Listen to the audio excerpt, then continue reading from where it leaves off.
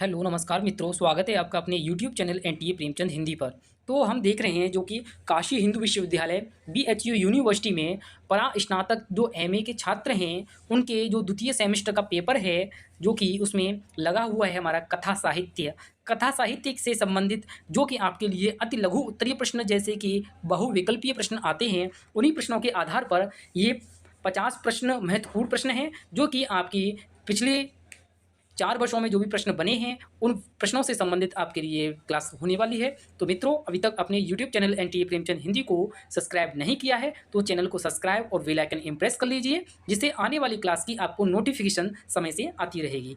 तो मित्रों, ये रहेगी परास्नातक और एमए हिंदी छात्रों के सेकंड सेमेस्टर से संबंधित कथा साहित्य पर 50 महत्वपूर्ण प्रश्न, जिसमें आपके 4 उपन्यास हैं और जो कहानियाँ लगी हुई हैं सिलेबस में कथा साहित्य में द्वितीय सेमेस्टर में, तो उनसे संबंधित सभी प्रश्न रहेंगे। चलिए मित्रों, क्लास की शुरुआत करते हैं।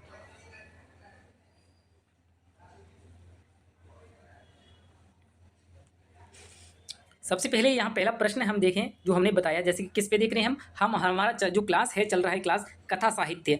कथा साहित्य की बात करें, जो कि क्लास की बात करें जो कथा साहित्य में है, सबसे पहले उस पर आप ध्यान दीजिए। क्या है कथा साहित्य में? जो कि हमारी बीएचयू यूनिवर्सिटी में एमए हिंदी के जो छात्र पढ़ रहे हैं, जो सेकंड ईयर जो फर्स्ट ईयर में है अभी, और उनका जो द्वितीय सेमेस्टर सेकंड सेमेस्टर है, उससे संबंधित ये क्लास होने वाली है, और जो कि आपके YouTube channel NTA Premchand Hindi पर आप इसे सब्सक्राइब और बेल आइकन इम्प्रेस कर लीजिए। चलिए मित्रों, पहला प्रश्न देखते हैं। पहला प्रश्न है हमारा, गोदान की मूल समस्या ऋण की समस्या है, यह कथन किस आलोचक का है? ये प्रश्न पूछा गया है क्या कि जो गोदान है, गोदान के उपन्यास है मुंशी प्रेमचंद का, 1936 में लिखा गया है, उस और 36 प्रकरणों में लिखा गया है, ये ध्यान दीजिएगा। और इस गोदान उपन्यास पर डॉक्टर रामविलास शर्मा हैं, उन्होंने कहा है कि, कहते हैं डॉक्टर रामविलास शर्मा कि गोदान की मूल समस्या ऋण की समस्या है। ये ध्यान दीजिए, ये किसका है? डॉक्टर रामविलास शर्मा का कथन है। कहते हैं गोदान की मूल समस्या ऋण की समस्या है। ठीक, अगला प्रश्न देखिए। अगला प्रश्न है, जो उपन्यास है बाण भट्ट की आत्मकथा।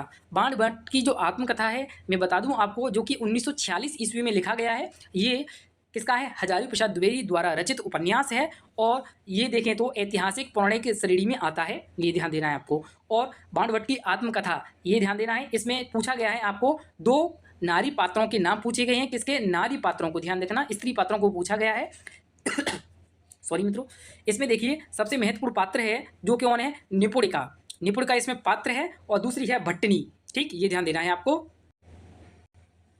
निपुणिका और भट्टिनी ये हैं। जो कि निपुणिका है, उसका प्राकृत में या अपभ्रंश में बात करें, जो उसका नाम मिलता है हमें न्योनिया, ये नाम मिलता है इसका, जो कि बाण भट्ट की आत्मकथा में, जो कि एक नारी यारी स्त्री पात्र के नाम में आती हैं। कौन? निपुणिका और भट्टिनी। ठीक, और अन्य पात्रों की बात करें बाण भट्ट की आत्मकथा में, जैसे कि बाण भट्ट और हर्षवर्धन, एक है इसमें हर्ष है, सुचरिता, राजश्री और महामाया, और तुवर मिलिंद, और आते हैं एक और अघोर वैरव, एक हैं अघोर भैरव, और एक हैं कुमार कृष्णवर्धन।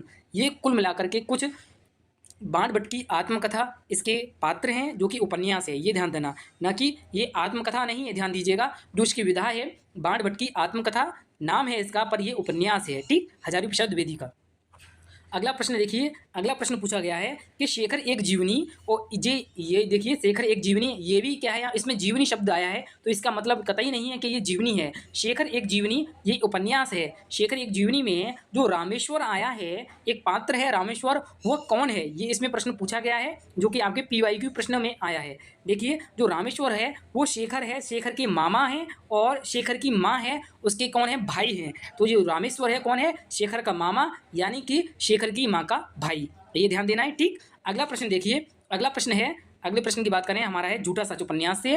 देखिए, झूठा सच उपन्यास में पूछा गया है क्या कि झूठा सच उपन्यास के पहले और दूसरे भाग का नाम लिखिए। देखिए, झूठा सच उपन्यास है, जो कि यशपाल द्वारा रचित उपन्यास है, और इसमें पहला और दूसरे भाग का नाम पूछा है, ये ध्यान देना है। पहले भाग की बात करें, पहला भाग है वतन और देश। वतन और देश ये पहला भाग है, जिसका समय है 1958 ईस्वी। ठीक, और दूसरा भाग है देश का भविष्य, देश का भविष्य, और इसका समय है 1960 ईस्वी। देखिए, झूठा सच उपन्यास है, जो कि यशपाल द्वारा रचित है। ये विभाजन की त्रासदी पर आधारित उपन्यास है, ये ध्यान देना है, और ये 2 भागों में विभाजित है। पहला भाग वतन और देश, जो कि 1958 ईस्वी में आता है, और दूसरा भाग देश का भविष्य, जो कि 1960 ईस्वी में आता है। ठीक, ये यशपाल द्वारा रचित उपन्यास है, क्या? झूठा सच। अब देखिए अगला प्रश्न है, अगला प्रश्न आया है, जो अगला प्रश्न देखिए, अगला प्रश्न क्या है? वो है कि देखिए ये कहानी से संबंधित उपन्यास जो है ये प्रश्न है क्या। देखिए, बेटा तुम मुझे हरिद्वार भेज दो, मैं कब से कह रही हूँ, ये कथन पूछा गया है। ये किस पात्र का कथन है? देखिए, बेटा तुम मुझे हरिद्वार भेज दो, मैं कब से कह रही हूँ, यह कथन किस कहानी से और किसके द्वारा कहा गया है? ये देखिए, ये प्रश्न पूछा गया है PYQ में आपके, जो कि परास्नातक की जो परीक्षाएं होती हैं, यहाँ पे जो लिखित परीक्षाएं होती हैं उसमें ये प्रश्न पूछा गया है क्या। देखिए, जो कि बेटा तुम मुझे हरिद्वार भेज दो, मैं कब से कह रही हूँ। ये देखिए, ये चीफ की दावत जो कहानी है, भीष्म शाहनी द्वारा रचित कहानी है चीफ की दावत, और जिसका समय है 1956 ईस्वी। क्या है? चीफ की दावत जो कहानी है उसका समय है 1956 ईस्वी। ठीक, और देखिए यह कथन, इस कहानी में एक माँ है, माँ ने अपने पुत्र यानी बेटे श्यामनाथ से कहा है। ये ध्यान देना है, एक जो माँ है वो अपने पुत्र बेटे श्यामनाथ से कहती है कि बेटा तुम मुझे हरिद्वार भेज दो, मैं कब से कह रही हूँ। ये कथन एक माँ का है अपने बेटे से, जो कि बेटे का नाम है क्या है, श्यामनाथ। श्यामनाथ नहीं है, सोमनाथ है, ध्यान देना है। क्या है? सोमनाथ नाम है इसका। और ये किस कहानी से है? चीफ की दावत, जिसका समय है 1956 ईस्वी और भीष्म शाहनी द्वारा रचित कहानी है। ठीक, आगे देखिए अगला जो प्रश्न पूछा गया है, अगला प्रश्न है नन्नो कहानी से है। अब देखिए, नन्नो कहानी के कथा शिल्प की प्रमुख विशेषता क्या है? जो नन्नो कहानी है उसकी जो कथा शिल्प की प्रमुख जो विशेषता है, मूल विशेषता क्या है, वो है देखिए क्या है, ग्रामीण परिवेश। ये जो नन्नो कहानी है, ग्रामीण अंचल के प्रवेश में जो कहानी रची गई है, ये किसकी कहानी है? ये शिव प्रसाद सिंह है, उनकी कहानी है। ये ध्यान देना है, किसकी है? शिव प्रसाद सिंह, उनकी कहानी है नन्हो। ठीक, और इसका जो मूल विशेषता क्या है? ग्रामीण परिवेश की कहानी है, ग्रामीण अंचल की कहानी है। ठीक, अगला देखिए, इसमें देखिए और इनकी जो अन्य कहानियां हैं शिव प्रसाद सिंह की, एक पहली कहानी, दूसरी कहानी मिलती है कौन सी? वो है दादी माँ। दादी माँ जो कहानी संग्रह है और ये कहानी भी है, और शिव प्रसाद सिंह की ये प्रथम कहानी आती है दादी माँ, जिसका समय है 1951 ईस्वी। दादी माँ जिसका समय है 1951 ईस्वी, और यह शिव प्रसाद सिंह की प्रथम कहानी है, ये ध्यान देना। और देखिए अगला, इसमें एक और कहानी संग्रह है इनका, कर्मनाशा की हार, जो कि कर्मनाशा की हार है, ये भी कहानी संग्रह है, एक तरह से कहानी है किसकी? शिव प्रसाद सिंह की, ये ध्यान देना है। ठीक, अब देखिए अगला प्रश्न की बात करें, अगला प्रश्न पूछा गया है आपकी परीक्षा में, वो है देखिए क्या, पहाड़ी अंचल। देखिए ये प्रश्न है क्या है, पहाड़ी अंचल और पनचक्की का जिक्र किस कहानी में हुआ है? देखिए, पहाड़ी अंचल और पनचक्की का जिक्र किस कहानी में हुआ है, ये प्रश्न पूछा गया है। इस प्रश्न का उत्तर होगा जो होगा कोसी का घटवार। कोसी का घटवार ये कहानी शेखर जोशी द्वारा लिखी गई कहानी है, और जिसका समय है कोसी का घटवार 1958 ईस्वी में लिखी गई है, और ये कल्पना पत्रिका से में प्रकाशित होती है। ये ध्यान देना है, कोसी का घटवार कल्पना पत्रिका में प्रकाशित होती है, और ये शेखर जोशी द्वारा रचित है, और 1958 इसका समय है कोसी का घटवार। इस कहानी का क्या समय है? 1958 ईस्वी। ठीक, अगला प्रश्न देखिए, परिंदे। परिंदे कहानी में मिस्टर ह्यूबर्ट कौन सा वाद्य यंत्र बजाते हैं? देखिए, परिंदे कहानी सी है, जो कि निर्मल वर्मा की कहानी है। ये ध्यान देना है, परिंदे कहानी की से जो शुरुआत मानते हैं कौन? डॉक्टर नामर सिंह है, परिंदे कहानी को हिंदी की पहली कहानी नई कहानी मानते हैं, और इसमें कहानी के एक पात्र हैं कौन? Mister Hubert. वो कौन सा वाद्य यंत्र बजाते हैं? इस कहानी से ये प्रश्न पूछा गया है क्या, परिंदे कहानी में मिस्टर ह्यूबर्ट कौन सा वाद्य यंत्र बजाते हैं? वो कहानी का जो वाद्य यंत्र बजाते हैं उसमें वो है क्या? देखिए, शोपा और चेखोवस्की के कंपोजिशन, क्या है? कंपोजिशन या पियानो, ये हैं कौन? Mister Hubert. मिस्टर ह्यूबर्ट हैं वो शोपा और चेखोवस्की के कंपोजिशन या पियानो, इस वाद्य यंत्र को बजाते हैं कौन? Mister Hubert. ये ध्यान देना है। ठीक, और देखिए जो परिंदे कहानी है, ये कहानी तो आती है 1957 ईस्वी में। इसका समय ध्यान देना है, क्या परिंदे कहानी है 1957 ईस्वी में आती है, और ये परिंदे कहानी संग्रह कब आता है? जो कि संग्रह आता है 1960 ईस्वी में। ठीक है, 1960 ईस्वी में आता है। ये निर्मल वर्मा की कहानी है। क्या है? परिंदे। परिंदे कहानी किसकी है? निर्मल वर्मा की कहानी है। ठीक, आगे देखिए, अब देखिए अगला प्रश्न है क्या है? ज्ञान रंजन। ज्ञान रंजन है, ज्ञान रंजन किस कहानी आंदोलन के कहानीकार हैं? ये प्रश्न पूछा गया है क्या, कि ज्ञान रंजन किस कहानी आंदोलन के कहानीकार हैं? वो हैं अकहानी आंदोलन। ठीक, जो अकहानी आंदोलन है जिसकी शुरुआत होती है 1960 ईस्वी से। कब से? अकहानी आंदोलन की शुरुआत होती है 1960 से, और इसके गंगा प्रसाद विमल हैं, इसके प्रमुख संस्थापक रहे हैं कौन? कहानी आंदोलन के गंगा प्रसाद विमल। और कहानी जो ज्ञान रंजन है कहानी आंदोलन के प्रमुख कहानीकार माने जाते हैं, ये ध्यान देना है, ठीक। और ज्ञान रंजन की दो कहानियां महत्वपूर्ण हैं, एक है पिता और दूसरी है आपकी घंटा। ये दो कहानी हैं ज्ञान रंजन की, क्या क्या है, पिता और घंटा, ये महत्वपूर्ण कहानियां हैं ज्ञान रंजन की। अब देखिए, अब कुछ नोट में महत्वपूर्ण आपको बता दूं, यहाँ पे सबसे बेस्ट आपके लिए कंटेंट है, क्या है देखिए कि देखिए नोट में देखिए 1960 ईस्वी के बाद हिंदी कहानी की कोई एक निश्चित दिशा नहीं रही। इस दौरान विविध कहानी आंदोलन अस्तित्व में आए जो निम्न अनुसार हैं। ये देखिए निम्न अनुसार हैं, क्या क्या है। पहला कहानी आंदोलन आया था वो है अकहानी आंदोलन, जिसका समय था 1960, ठीक है। इसके जो संस्थापक थे गंगा प्रसाद विमल थे और इसकी जो मूल आधार था वो था फ्रांस का एंटी स्टोरी मूवमेंट। ये ध्यान देना है, क्या, अकहानी आंदोलन जिसका समय 1960 ईस्वी और गंगा प्रसाद विमल इसके संस्थापक थे और फ्रांस का एंटी स्टोरी मूवमेंट ये इसका एक मूल आधार था। इसी के चलते हुए अकहानी आंदोलन का एक आधार पक्ष बनाया गया, ठीक। आगे देखिए अगला जो बिंदु है इसमें सचेतन कहानी आंदोलन। सचेतन कहानी आंदोलन की शुरुआत होती है 1964 ईस्वी में और इसके संस्थापक रहते हैं कौन, प्रवर्तक रहते हैं वो है महीप सिंह। सचेतन कहानी आंदोलन के जो प्रवर्तक हैं उन महीप सिंह हैं और सचेतन कहानी आंदोलन की शुरुआत 1964 ईस्वी में होती है और इसकी जो मुख्य योगदान रहता है आधार पत्रिका है, आधार पत्रिका का सचेतन कहानी आंदोलन में प्रमुख भूमिका रहती है, उसका योगदान रहता है, ये ध्यान देना है, ठीक। अगला कहानी आंदोलन है जिसका नाम है समांतर कहानी आंदोलन। जो अगला कहानी आंदोलन क्या है, समांतर कहानी आंदोलन है और इसका समय है 1972 ईस्वी। क्या है, 1972 ईस्वी है और इसके जो प्रवर्तक हैं वो हैं आपके कौन है, कमलेश्वर। कमलेश्वर हैं समांतर कहानी आंदोलन के प्रवर्तक हैं कमलेश्वर। और इसका जो शुरुआत होती है समांतर कहानी आंदोलन की 1972 ईस्वी में होती है और इसमें सबसे प्रमुख भूमिका जो योगदान रहता है सारिका पत्रिका का समांतर कहानी आंदोलन में सबसे महत्वपूर्ण योगदान रहता है, ये आपको विशेष ध्यान देना है, ठीक। अगला देखिए, अगला इसमें जो महत्वपूर्ण बिंदु है जो आंदोलन है कहानी आंदोलन वो है सक्रिय कहानी आंदोलन। सक्रिय कहानी आंदोलन है उसकी शुरुआत होती है 1979 ईस्वी से और इसके जो प्रवर्तक हैं राकेश वत्स हैं और राकेश वत्स क्यों सक्रिय कहानी आंदोलन है इसके प्रवर्तक हैं और इसका जो भूमिका रहती है इसमें एक है कौन, मंच कहानी, जो मंच पत्रिका है इसका प्रमुख योगदान रहता है इस कहानी में राकेश वत्स। इसमें क्या है, मंच कहानी जो मंच पत्रिका है उसका महत्वपूर्ण योगदान है सक्रिय कहानी आंदोलन में। तो अगला जो आंदोलन है सहज कहानी आंदोलन। जो सहज कहानी आंदोलन है इसका समय है 1968 ईस्वी। 1968 ईस्वी इसका समय है और इसके जो प्रवर्तक हैं वो हैं अमृत राय।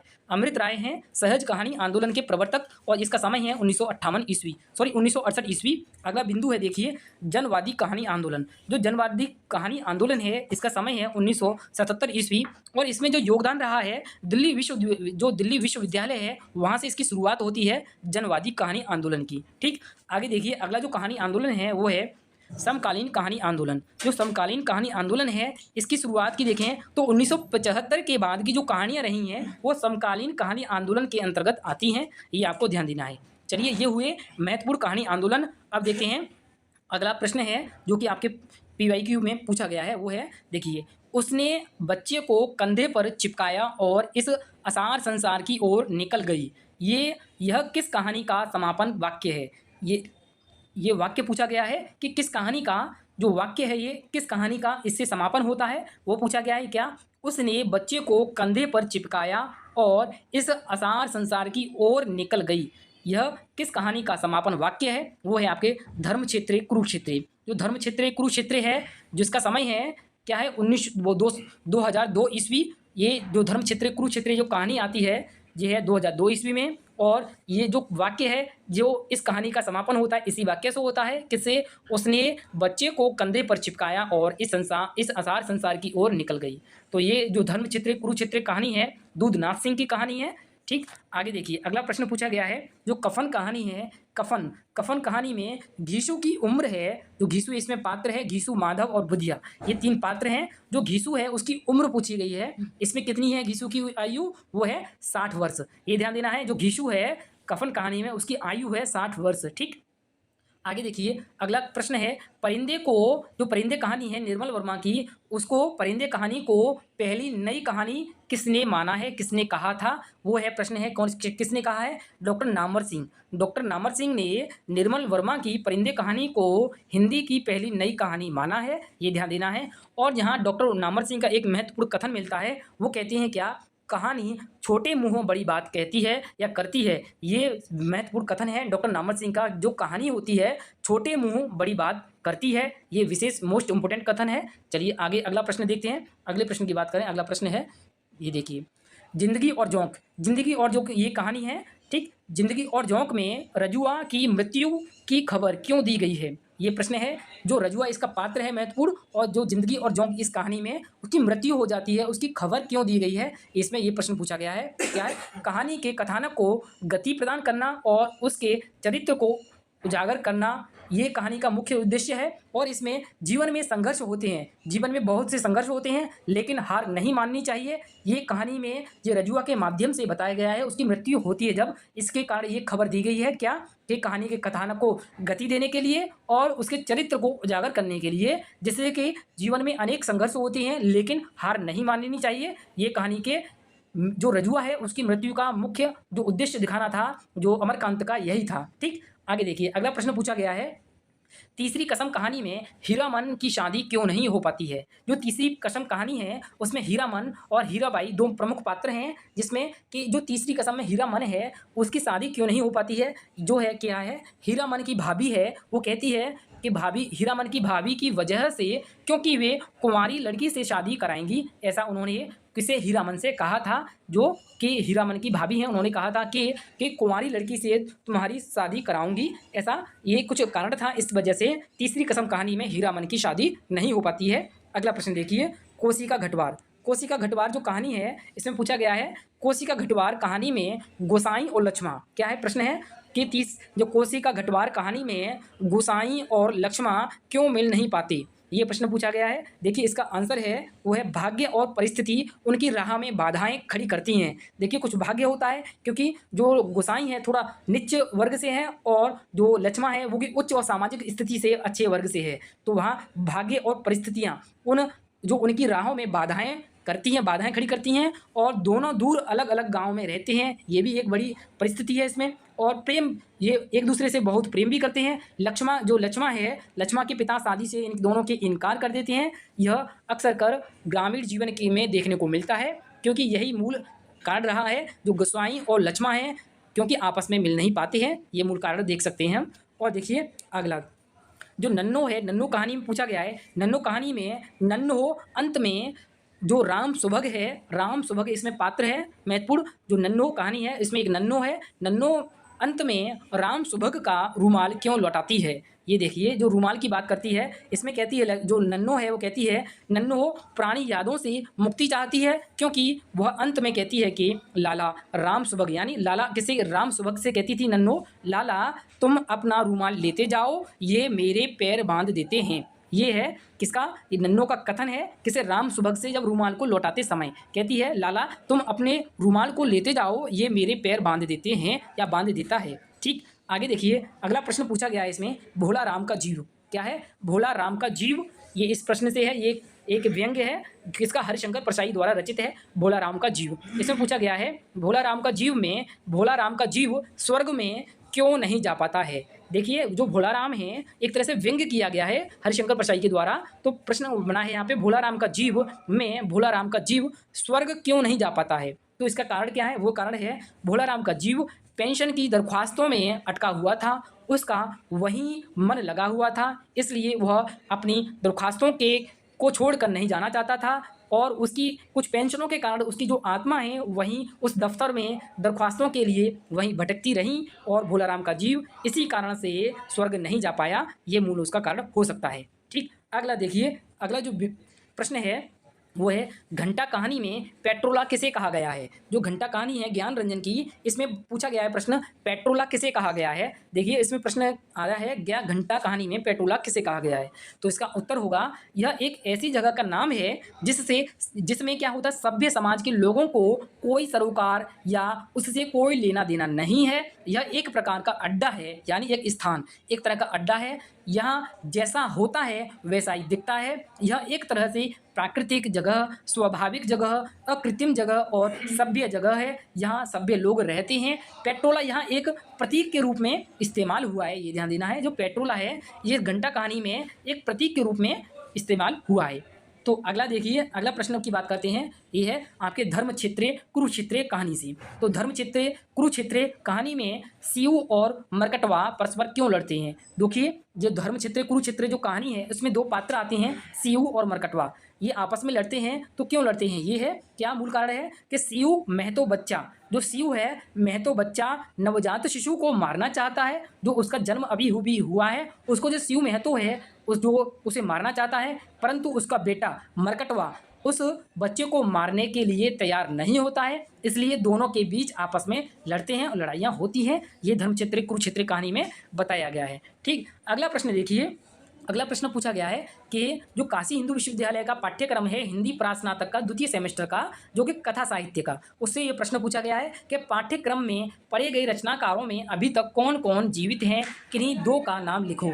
देखिए, अभी मूलतः इसका स्पष्ट आंसर नहीं मिल पा रहा है, क्योंकि जहाँ तक है अभी जो मैंने देख पाया हूँ, पढ़ पाया हूँ, वहाँ पर मिला है ज्ञान रंजन और काशीनाथ, दूधनाथ सिंह, उदय प्रकाश। ये मूलतः कुछ अभी जीवित हैं, कहीं मतलब इनका कुछ मिलता है जिक्र के हाँ ये जीवित हैं, ज्ञान रंजन, काशीनाथ सिंह और दूधनाथ सिंह और उदय प्रकाश सिंह। फिर भी इसमें थोड़ा शंकाजनक हो सकता है, फिर भी आप इस प्रश्न को स्वयं भी देखिएगा। ठीक, अगले प्रश्न की बात करते हैं। अगला प्रश्न है नई कहानी। नई कहानी की समय अवधि क्या है? जो नई कहानी आंदोलन आया था उसकी समय अवधि क्या है? देखिए, इसकी समय अवधि की बात करें तो 1950 के दशक से शुरुआत और मुख्यतः 1954 के आसपास इसकी समय अवधि मानी जा सकती है। क्या 1950 ईस्वी के दशक से तो इसकी शुरुआत होती है नई कहानी की, और मुख्यतः 1954 के आसपास तक इसकी समय अवधि मानी जाती है, ये ध्यान देना है। आगे देखिए, अगली बात करते हैं जो शतोत्तरी कहानी आंदोलन है। प्रश्न आया है शतोत्तरी कहानी आंदोलन दो प्रमुख कहानीकारों के नाम लिखिए। देखिए, शतोत्तरी कहानी आंदोलन है मतलब कि 60 के उत्तर, जो 60 भी 1960 के बाद जो कहानी लिखी गई हैं, कहानी आंदोलनकार रहे हैं, कहानीकार रहे हैं, उनका नाम पूछा गया है। तो इसमें आते हैं कौन कौन? देखिए, काशीनाथ सिंह, कमलेश्वर, दूधनाथ सिंह, गंगा प्रसाद विमिल और मोहन राकेश और रविंद्रनाथ कालिया, मन्नू भंडारी और राजेंद्र यादव, रविंद्र कालिया और उषा प्रेमवदा और निर्मल वर्मा इत्यादि, ये शतोत्तरी कहानी आंदोलन के उसमें रहे हैं और ये कहानीकार महत्वपूर्ण कहानीकार हैं, ये ध्यान दीजिए। अब देखिए, कहानी आती है जो है कि तीसरी कसम। तीसरी कसम कहानी में पूछा गया है हीरामन के द्वारा खाई गई, जो हीरामन है उसके द्वारा खाई गई कसम क्या क्या थी? जो हीरामन ने उस कहानी में जो कसमें खाई थी वो क्या क्या थी? पहला देखिए उत्तर में आता है हीरामन ने मूल रूप से 3 ही कसम खाई थी। वो पहली कसम है, देखिए क्या है, अपनी गाड़ी पर तस्करी यानी चोरी का माल कभी नहीं लादेगा, पहली कसम तो यही थी। दूसरी कसम थी बॉस की यानी बांस है, जो बांस की लदनी नहीं लादेगा, जो बांस होते हैं उनकी लदनी नहीं करेगा, उनको नहीं लादेगा अपनी गाड़ी पर। ठीक, आगे अगली तीसरी कसम थी नौटंकी की किसी भी स्त्री को नहीं लादेगा, यानी गाड़ी में नहीं बिठाएगा नौटंकी की किसी भी स्त्री को। ठीक, ये थी हीरामन के द्वारा 3 कस्में खाई हुई तीसरी कसम कहानी में। ठीक, आगे देखिए, अगला प्रश्न पूछा गया है, क्या है कि पढ़े गए कहानीकारों में से किसने कहानी के अलावा किसी और रचनात्मक विधा में लेखन नहीं किया है, वो ये प्रश्न पूछा गया है। इसमें देखिए उदय प्रकाश सिंह और ज्ञान रंजन, ये हैं कुछ कहानी जो आंदोलन है, कहानी आंदोलन तक ही सीमित रहे हैं, इन्होंने किसी और अन्य विधाओं में हस्तक्षेप नहीं किया है, मुख्य रूप से इन्होंने इन्हीं कहानी आंदोलन में इन्होंने अपना योगदान दिया है, ये ध्यान रखिएगा।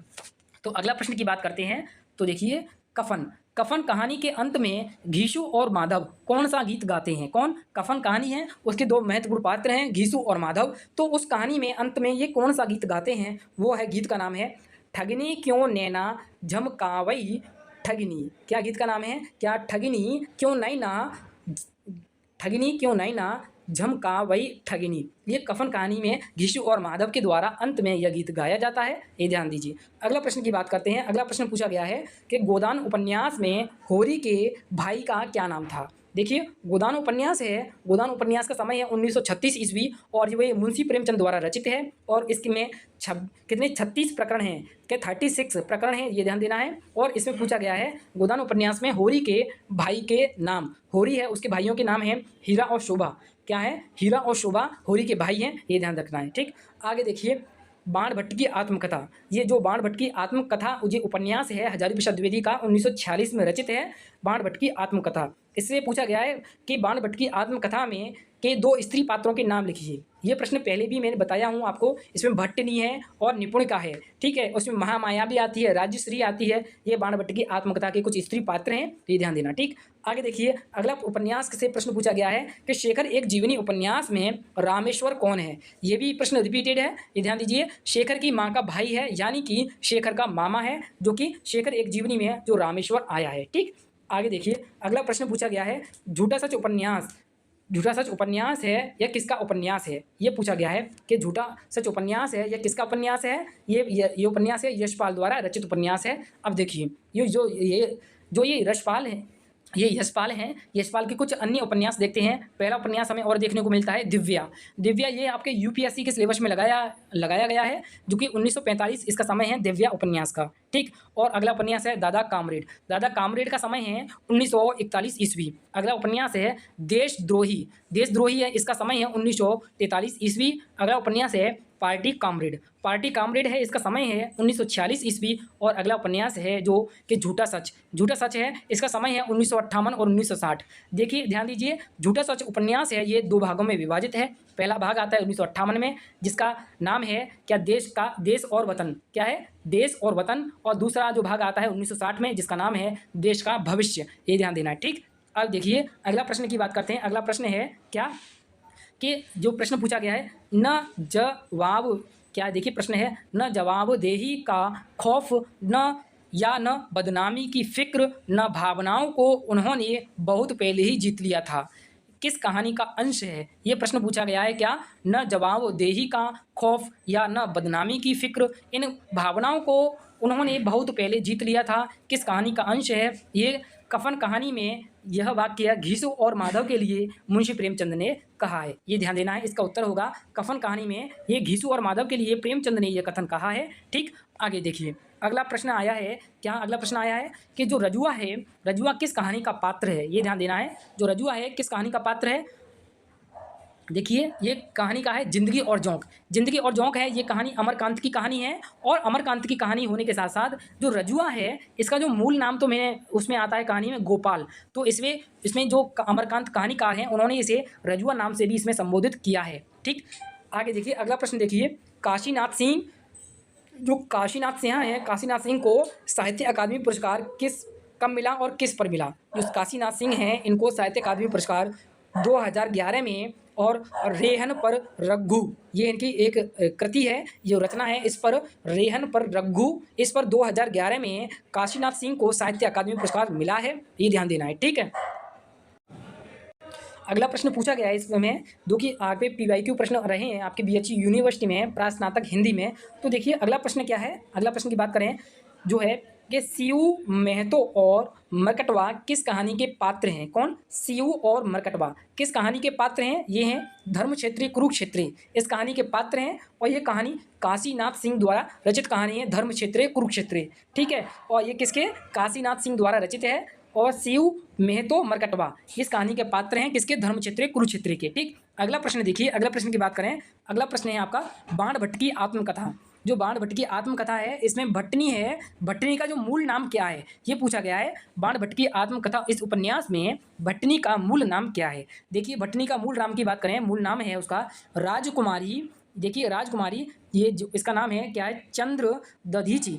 इसका जो भट्टनी है, इसका मूल नाम है राजकुमारी चंद्र दधीची, इसका मूल नाम है। और ये जो भट्टनी है, ये इसके पिता का नाम है देवपुत्र तुवर मिलिंद की कन्या है। ये ध्यान देना है, कौन, भट्टनी, देवपुत्र तुवर मिलिंद की कन्या है, ठीक है। और भट्टनी का मूल नाम है राजकुमारी चंद्र दधीची, ठीक। अब देखिए, अगला प्रश्न पूछा गया है, क्या, अगला प्रश्न है गोदान से। देखिए, गोदान उपन्यास में पूछा गया है, होरी यानी गोदान में पूछा जा रहा है गोदान से, होरी की दोनों बेटियों के नाम क्या हैं। देखिए, होरी की दोनों बेटियों के नाम थे, एक का नाम है सोना, जिसकी आयु है 12 वर्ष, ये बड़ी पुत्री है। और जो दूसरी पुत्री का नाम है रूपा, जिसकी आयु है 8 वर्ष, ठीक है। ये 8 वर्ष की है रूपा, और सोना 12 वर्ष की है। और कुछ इसमें विशेष बातें देखिए, क्या है, देखिए, सोना की आयु है 12 वर्ष, रूपा की आयु है 8 वर्ष, ठीक है। होरी की आयु है 40 वर्ष, और धनिया की आयु है 36 वर्ष। अब देखिए यहीं पर गोबर है, जो गोबर यानी गोवर्धन है जो कि होरी का पुत्र है, उसकी आयु है 16 वर्ष। और यहाँ भोला है, भोला की आयु है कितनी है, भोला की आयु यहाँ गलत लिखा हुआ है, भोला की आयु है 50 वर्ष। ये ध्यान देना है क्योंकि होरी से जो भोला है 10 वर्ष बड़ा है, ये ध्यान देना है। क्योंकि होरी की आयु 40 वर्ष है तो भोला की आयु 50 वर्ष होगी, ठीक, ये ध्यान देना है। अब देखिए अगला उपन्यास है, अगला प्रश्न पूछा गया है क्या, अज्ञेय के उपन्यासों के नाम लिखिए। जो अज्ञेय हैं, अज्ञेय का पूरा नाम है सच्चिदानंद हीरानंद वात्स्यायन अज्ञेय और इनका जन्म 1911 ईस्वी में होता है, ठीक। और इनसे प्रश्न पूछा गया है कि अज्ञेय के उपन्यासों के नाम लिखिए, ठीक। अज्ञेय के उपन्यास का नाम है क्या क्या है, देखिए शेखर एक जीवनी, जिसका पहला और दूसरा भाग आता है, पहला भाग आता है 1941 ईस्वी में और दूसरा भाग आता है 1944 ईस्वी में, ठीक। कितने 44 ईस्वी में और 41 ईस्वी में पहला दूसरा ये ऐसे भाग आते हैं। और अगला प्रश्न है, अगला प्रश्न नहीं, अज्ञेय का अगला उपन्यास का नाम है नदी के द्वीप। नदी के द्वीप ये भी अज्ञेय का उपन्यास है जिसका समय है 1951 ईस्वी, ठीक। अगला उपन्यास है अज्ञेय का अपने अपने अजनबी। अपने अपने अजनबी यह उपन्यास है, इसका समय है 1961 ईस्वी, ठीक है। क्या है अज्ञेय के उपन्यास का समय है, अज्ञेय का उपन्यास है अपने अपने अजनबी, इसका समय है 1961 ईस्वी, ठीक है। तो हमने देखे अज्ञेय के कितने उपन्यास, 3 उपन्यास है मूल रूप से। शेखर एक जीवनी जो कि 2 भागों में आता है, 1941 और 44, ठीक। और दूसरा उपन्यास है नदी के द्वीप जिसका समय है 1951 ईस्वी और तीसरा उपन्यास है अपने अपने अजनबी जिसका समय है 1961 ईस्वी, ठीक है। अगला उपन्यास अगला प्रश्न देखिए, अगला प्रश्न आया है, महत्वपूर्ण प्रश्न है कि महुआ घटवारिन की कहानी यानी लोक कथा का संदर्भ किस कहानी में आता है। ये प्रश्न पूछा गया है आपके पहले जो पेपर हुए हैं उनमें कि जो महुआ घटवारिन की कहानी का यानी लोक कथा का संदर्भ किस कहानी में आता है। ये आता है आपके तीसरी कसम उर्फ मारे गए गुलफाम, यानी कि तीसरी कसम इस कहानी में आता है। और इस कहानी जो ये कहानी है तीसरी कसम, ये 1958 ईस्वी में आती है और ये अपरंपरा एक पत्रिका है उसमें ये प्रकाशित होती है, ये ध्यान देना है, तीसरी कसम कहानी। और इसके रचनाकार हैं फणीश्वरनाथ रेणु, ठीक है। क्या तीसरी कसम कहानी है, इसका समय है 1958 ईस्वी और अपरंपरा पत्रिका में ये प्रकाशित होती है और इसके रचनाकार हैं फणीश्वरनाथ रेणु। और ये महुआ घटवारिन जो लोक कथा है उसका जो संदर्भ का अंश हमें कुछ इस तीसरी कसम कहानी में देखने को मिलता है, ये ध्यान देना है, ठीक है। आगे देखिए अगला प्रश्न है क्या है, ये भी एक तरह से रिपीटेड प्रश्न है पर ध्यान दीजिए किस तरह से पूछा गया है कि ठगनी क्यों नैना झमकावई ठगनी। क्या ठगनी क्यों नैना झमकावई ठगनी किस कहानी से आया है। ये जो वाक्य पूछा गया है, ये गीत है, किस कहानी से पूछा गया है, ये कफन कहानी से है। ये ध्यान देना है कि ठगनी क्यों नैना झमकावई ठगनी, ये कफन कहानी के अंत में घीसू और माधव ये दोनों इस गीत को गाते हैं, ये ध्यान देना है, ठीक है। कौन, घीसू और माधव इस कहानी में कफन कहानी में इसको गाते हैं कि ठगनी क्यों नैना झमकावई ठगनी, ठीक है। आगे देखिए अगला प्रश्न की बात करें, अगला प्रश्न है चीफ की दावत। क्या है, चीफ की दावत। अगले प्रश्न है चीफ की दावत, इस कहानी में चीफ की माँ की बनाई कौन सी चीज़ अच्छी लग जाती है। जो चीफ की दावत कहानी में, इस कहानी में चीफ को माँ के द्वारा बनाई गई कौन सी चीज़ उसे अच्छी लग जाती है, वो लग जाती है फुलकारी। क्या, फुलकारी उसे अच्छी लग जाती है, किसको, चीफ को, ठीक है। अगला प्रश्न देखिए, अब ये है शिव प्रसाद सिंह। ये क्या, शिव प्रसाद सिंह हैं और इनसे कहानी संग्रह लिखने को बोला गया है आपसे क्या, शिव प्रसाद सिंह हैं, उनके कहानी संग्रह के नाम लिखिए। पहला कहानी संग्रह का नाम है देखिए दादी माँ, ठीक है, दादी माँ। फिर है क्या, नन्हो, ठीक है, और कर्मनाशा की हार और अंधकूप और मुर्दा सराय, ठीक है। ये कुछ शिव प्रसाद सिंह के कहानी संग्रह हैं। इसमें विशेष ध्यान दीजिए जो दादी माँ है ये शिव प्रसाद सिंह का पहला प्रथम कहानी संग्रह है, ये ध्यान देना है, ठीक है। और डॉक्टर नामर सिंह ने जो कहानी नई कहानी की शुरुआत मानते हैं, कहीं तक उन्होंने जिक्र भी किया है कि दादी माँ को भी उन्होंने जिक्र में लिया है डॉक्टर नामर सिंह ने, ठीक है। आगे देखिए अगला प्रश्न पूछा गया है क्या, उदय प्रकाश सिंह। क्या है, क्या प्रश्न है, उदय प्रकाश सिंह के कहानी संग्रह लिखो। जो उदय प्रकाश सिंह हैं उनके कहानी संग्रह के नाम लिखना है। क्या क्या है देखिए, मोहनदास, पहला कहानी संग्रह देखिए मोहनदास। फिर है पीली छतरी वाली लड़की और अगला प्रश्न, अगला है इसमें त्रिच। त्रिच कहानी बहुत इंपॉर्टेंट है, आपके सिलेबस में भी लगी हुई है। क्या, त्रिच कहानी, पीली छतरी वाली लड़की, ये तो वेरी वेरी मोस्ट इंपॉर्टेंट कहानी है और कहानी संग्रह भी है, ये ध्यान देना है उदय प्रकाश सिंह के, ठीक है। आगे देखिए अगला कहानी संग्रह है वारेन हेस्टिंग का सांड, ठीक है। अगला कहानी है कहानी संग्रह और अंत में प्रार्थना। अगला है दरियाई घोड़ा और है अरेवा परेवा। अगला अंतिम है इनका मैगोसिल। क्या है, मैगोसिल। ये हुए उदय प्रकाश सिंह के कहानी संग्रह, मोहनदास, पीली छतरी वाली लड़की, तिरिच, वारेन हेस्टिंग का सांड और अंत में प्रार्थना, दरियाई घोड़ा, आरेवा परेवा। मैंगो स्टिल, ये कुछ उदय प्रकाश सिंह द्वारा लिखित कहानी संग्रह है। ठीक है, अगले प्रश्न की बात करते हैं। चलिए, अगला प्रश्न है हमारा, क्या हरिशंकर परसाई की कृतियों के नाम लिखो। जो हरिशंकर परसाई हैं, जो कि हिंदी साहित्य में देखें, आधुनिक साहित्य में व्यंग्य के लिए सबसे महत्वपूर्ण हैं, इनका बहुत बड़ा योगदान है हरिशंकर परसाई का व्यंग्य में। ठीक है, तो इनके द्वारा कुछ कृतियां लिखी गई हैं, ध्यान दीजिए। पहला है विकलांग श्रद्धा का दौर, ये ध्यान देना है। विकलांग श्रद्धा, ये श्रद्धा इस तरह से लिखा जाएगा, क्या श्रद्धा इस तरह से लिखा जाएगा, ध्यान देना है क्या। ठीक, तो यहाँ पे जो इनके कहानी जो कृतियां हैं वो हैं विकलांग श्रद्धा का दौर, जो कि 1982 ईस्वी में इनको साहित्य अकादमी पुरस्कार से सम्मानित भी किया जाता है हरिशंकर परसाई को। ठीक है, आगे देखिए, अगला इनकी कृति का नाम है पगडंडियों का जमाना। पगडंडियों का जमाना, इसका समय है 1958 ईस्वी। ठीक है, आगे देखिए, सदाचार का ताबीज, सदाचार का ताबीज है, ये कृति है, इसका समय है 1970 ईस्वी। ठीक, अगली जो इनकी रचना है वो है भोला राम का जीव। जो भोला राम का जीव है ये एक व्यंग्य रचना है, ये ध्यान देखना है, क्या व्यंग्य है। ठीक है, भोला राम का जीव, जिसका समय है 1979 ईस्वी। ठीक है, आगे देखिए, अगला है जो रचना है इनकी हरिशंकर परसाई की, प्रेमचंद के फटे जूते। क्या है, प्रेमचंद के फटे जूते, 1984 ईस्वी में लिखा है ये, जो कि प्रेमचंद के ऊपर एक व्यंग्य लिखा है इन्होंने। क्या, प्रेमचंद के फटे जूते हरिशंकर परसाई द्वारा रचित है 1984 ईस्वी में, प्रेमचंद के फटे जूते। ठीक है, अब देखिए महत्वपूर्ण बात यहाँ पे है, जो कि हरिशंकर परसाई हैं, इनकी जो कुछ कहानी संग्रह और देखने को मिलते हैं वो है, देखिए, पहला है हंसते हैं रोते हैं। क्या है, हंसते हैं रोते हैं, ये कहानी संग्रह है। अगला कहानी संग्रह है जैसे उनके दिन फिरे, जैसे उनके दिन फिरे।